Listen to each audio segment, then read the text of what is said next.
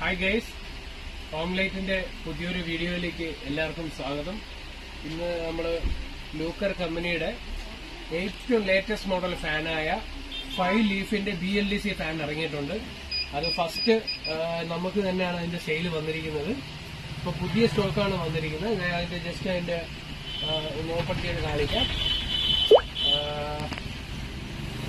5 leaf വരുന്ന ആദ്യത്തെ ഫാനല്ല, എങ്കിലും ലൂക്കർ കമ്പനിയുടെ ആദ്യത്തെ ടർബോ എന്ന് പറഞ്ഞിട്ട് അവർ ഇറക്കിയിട്ടുള്ളതാണ്. അതിന്റെ നല്ലൊരു മോഡലുമാണ്.